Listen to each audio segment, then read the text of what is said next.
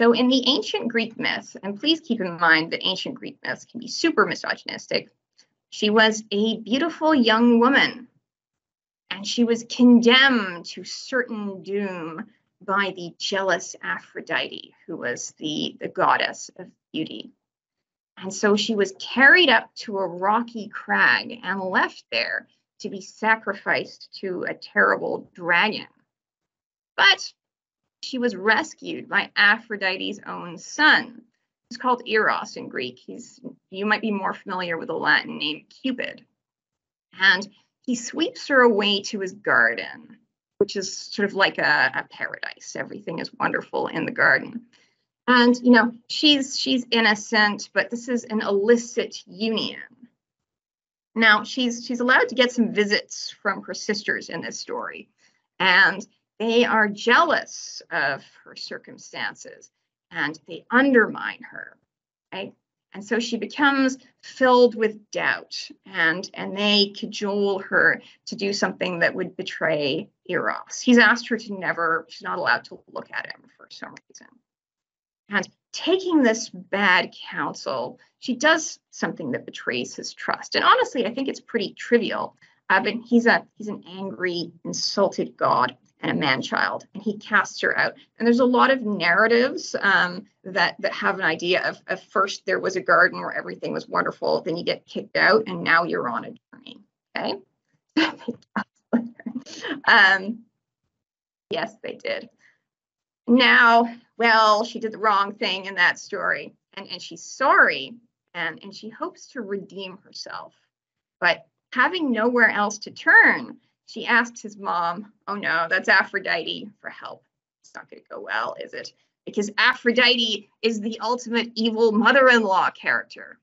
And Aphrodite has her handmaids. Sadness, custom, and worry torture Psyche. And these are the three torments. Because sadness can torment you, right? When you live in the past, and you can suck your agency away from the present, sort of sucks the color out of life. Custom can restrict you, right? Habits and traditions create this external pattern that you live by. And that can be helpful, that can be adaptive, but it can also block you. It can prevent your development. And worry takes you away from the present. It troubles you with imagined futures, it entangles you with fear, and you're less able to act effectively in the present. So all three of those torments reduce your ability to act adaptively. And so Aphrodite, who's really out to get Psyche, gives her 4 impossible tasks. Okay? And the first trial was to sort a basket of mixed grains overnight before daybreak. This comes up again 2,000 years later in the Cinderella story, and the birds help Cinderella sort lentils out of ashes.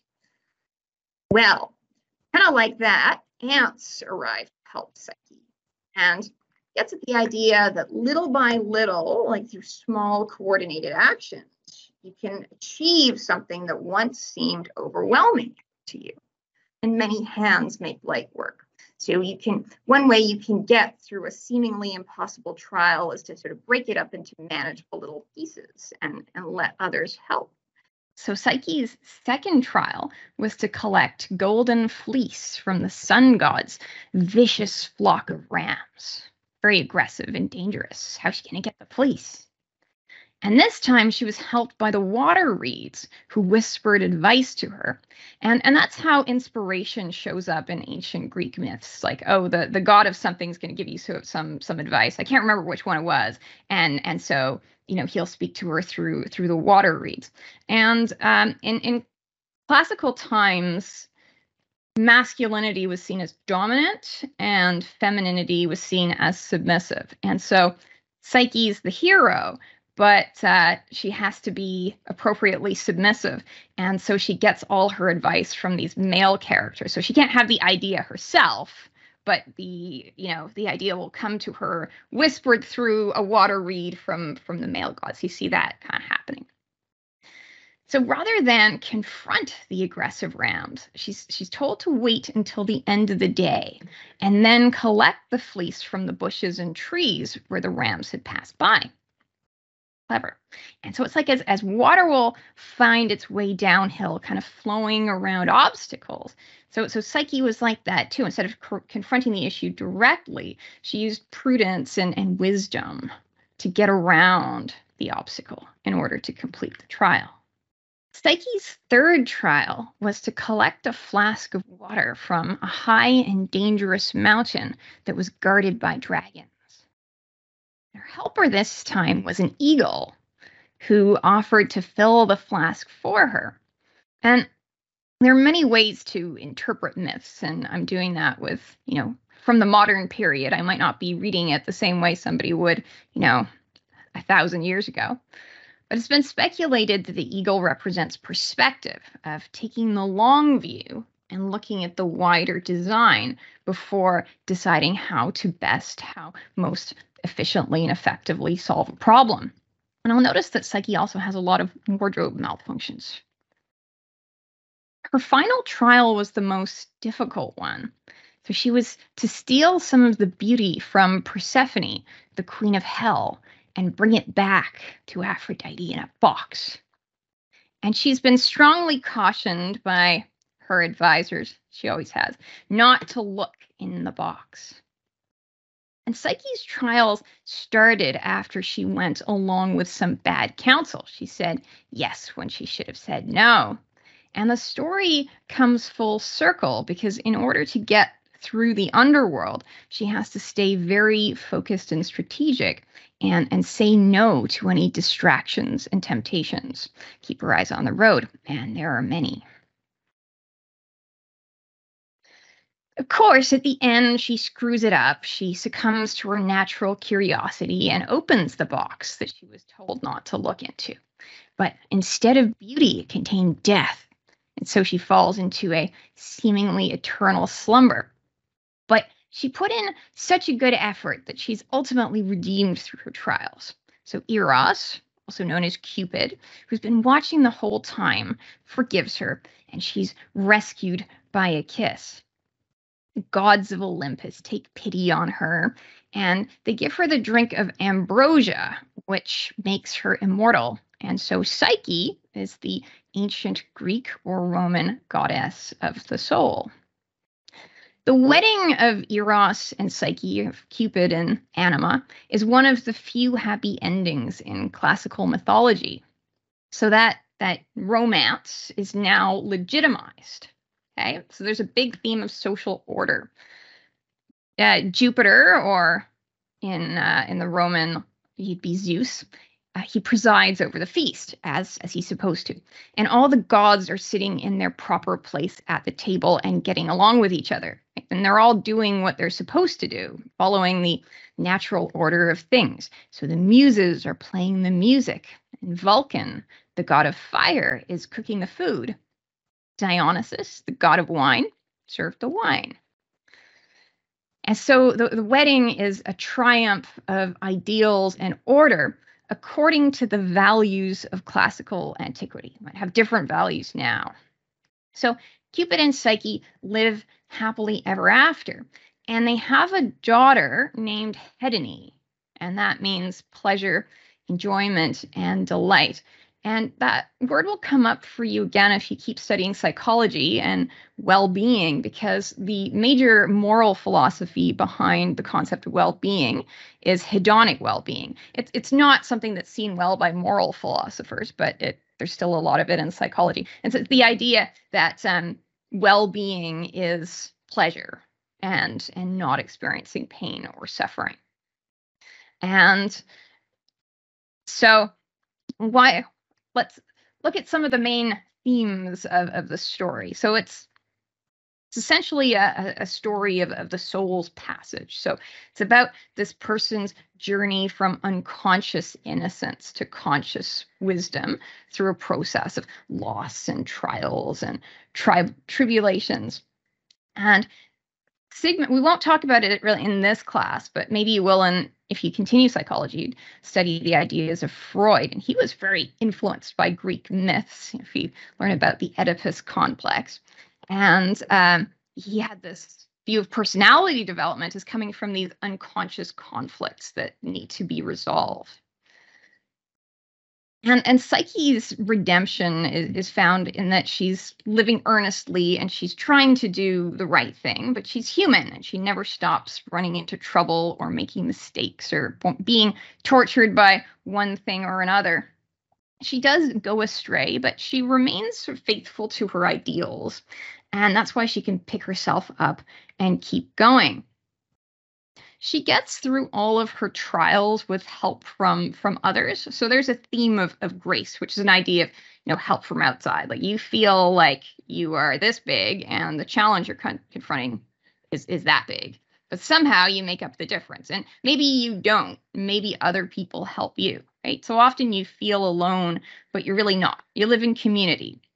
And sure, you might make some enemies, but you also have your friends and your allies. And sometimes they're ones that you weren't expecting that show up for you at the last moment.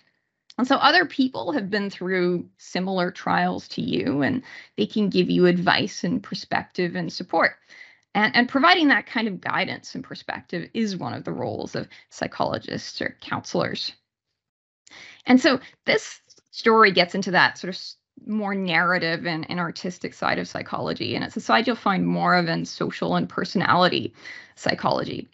That's kind of not the subject of this course, which is the biological side of psychology. But I think we need to remember that psychology is a crossover discipline between biology and philosophy. And you never get away from the philosophy. Because even if you're talking about neurotransmitters and well-being, well, what's your philosophy of well-being? I think it's also important to always remember that we have that social and cultural lens, and the cultural lens is steeped in mythology, both modern and old mythology. So we have these ideas that come to us from 2,000 years ago, and what's a modern myth? I'd identify one as say passion, that you have a passion, you can identify your passion, pursue that no matter what, and then you will be happy and productive. That's a myth, but we just kind of believe myths and go along with them without questioning them critically or asking, where did they come from and who does this work for, and does it work for you? So psychology is originally this sort of study of the philosophical study of the soul. And the person who broke the discipline away into being a modern science was Wilhelm Wundt. And he redefined its study as consciousness. So instead of soul, we're now talking about consciousness, right, as the mind. He was the first person to call himself a psychologist, and he had a psychology lab where he studied things like, say, reaction times. Stories have actors. They're actors because they make actions in some environment. That's the theater. Actors have characters. They have their personalities, their skills, their virtues and vices.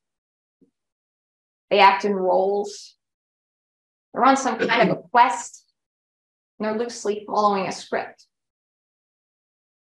Stories have themes, and they reflect values. There's a moral of the story. We started this course off with a story of Psyche. So psychology is the study of the psyche. And as you may recall, Psyche means mind or soul. And once upon a time, it meant soul. Psyche is the ancient Greek and Roman goddess of the soul. But in the late 19th century, Wilhelm Wundt, who was the first psychologist, redefined the subject as the consciousness and founded the modern discipline of psychology. And so now psyche means mind, but then also the unconscious mind and everything else. So it's still kind of a vague term, and you can understand the confusion around what it means when you think, oh, it originally meant soul. So in the ancient myth, Psyche went on a long journey, one that was full of suffering and humiliation. And even though the trials she was given seemed impossible, she passed through them all by demonstrating adaptability. She used her resources which she found outside herself and her relationships, to respond to challenges prudently. She listened to the wise counsel of her allies, and she allowed them to help. But fortunately, she had capable allies. Adaptability is about your readiness to use your resources to respond to challenges in ways that achieve the desired results. It's like the concept of intelligence, but I like it a little more because it isn't limited to specific cognitive abilities and knowledge. It includes that and all your personal resources, like your personality, your character strengths, and your skills. It even includes your social resources, right? Like the counsel of your friends and their helping hands. It includes resources in your community, like the ones that you have through traditions and stories and myths that have been handed down over the ages. So resources matter, they do, but it isn't all about resources. Success in an endeavor ultimately comes down to what you do. And even if you have very few resources, you can go far if you use them well.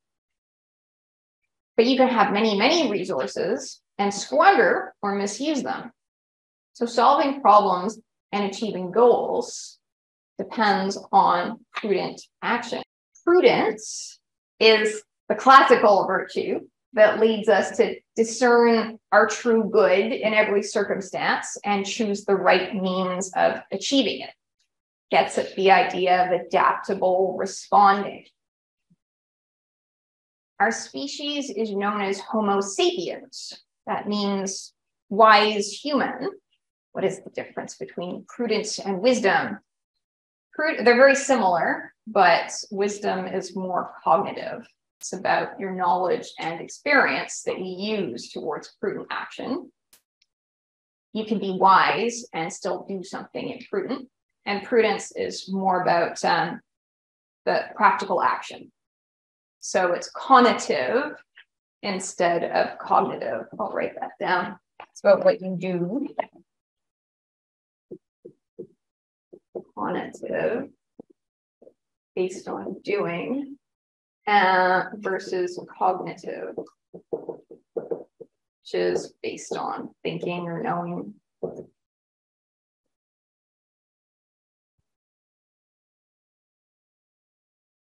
The story of Psyche has one of the few happy endings in classical mythology. It ends with this wedding banquet, which represents the triumph of ideals, of values. And in this story, it's order, and kind of a paternalistic order, where Zeus sits at the head of the table and everyone else is in their place. And they're all doing what they're supposed to do. So what is it? The muses are playing the music, and Vulcan is using fire to cook the food, and Dionysus is serving the wine. You get the idea. So they're all acting out their vocations as ancient Greek gods on Mount Olympus. Eros and Psyche live happily ever after, and they have a daughter named Heroine, and that means pleasure, enjoyment, and delight. Hedonic theories of well-being offer that you should only have positive emotions and not have negative emotions. That's hedonic moral philosophy. The idea in this story is that pleasure is secondary to and a result of doing the right thing, of satisfying ideals, of pursuing values, and of a reward, but not an end in itself. Well-being simply means prudential values. What is good for you? That depends on what you think is good. Those are your values, and they're different for different people. And the question of what good is like a big question of moral philosophy. The World Health Organization definition of mental health, that's a state of well-being in which you realize your abilities. You know what they are. You can realize them. You can act on them, make them real. You can cope with the normal stresses of life. You can work productively and make a contribution to your community. And it's interestingly lacking in feelings of pleasure or even of satisfaction. And is quite utilitarian in defining well-being as socially adaptive behavior. So in this understanding, having mental health kind of means that you're sure of your talents. You can apply them to contribute to your community. You have the skills to navigate challenges that you'll inevitably encounter along the way. Okay? And it doesn't mean the absence of mental illness or sickness or suffering or pain. Okay? Happiness is a construct that we struggle to define it at all. And historically, it refers to fortunate happenstance, to luck, to being favored. But it's not required by this definition of mental health. Psyche is a classically feminine, that is submissive heroine, because that's what masculinity and femininity meant to be ancient Greeks and Romans. Masculinity is agentic and dominant, and femininity is reactive and submissive. That's the way they saw it, but that's not the way that other cultures have conceptualized it, if they even have made those distinctions. So Psyche gets through her trials passively, with help from others, with grace. And so what's grace? It essentially means help from outside yourself. So sometimes in life, you feel like you're this big and the challenge you're encountering is that big. And well, grace is everything outside of you that makes up the difference that allows you to rise to meet that challenge or brings the challenge down to your size. Okay. And there's a place for that. Like often you feel alone, but you're not. You live in community and other people have been through the same kinds of trials and they can give you advice, perspective, and support. There's always a place for that. Psyche is often depicted with the wings of a butterfly. Psyche is the ancient Greek word for soul and also for the word butterfly. Butterflies represent hope and transformation. Think of all the trials that a caterpillar has to go through in order to become a butterfly. It stops eating, it becomes bound and trapped inside a cocoon, it hangs upside down, it gruesomely digests itself before finally re-emerging into the world on shaky legs. And you too will, as a consequence of navigating all the ways that you're tested, find your wings. The story of Psyche is a story of a young woman's journey, that is, of the soul's passage from unconscious innocence to conscious wisdom through a process of loss, trials, tribulations. Her redemption is found in that she's living earnestly and trying to do the right thing, but since she's human, she never stops running into trouble or making mistakes. She goes astray, but she remains faithful to her ideals, to her values. And that's why she can pick herself up and keep going.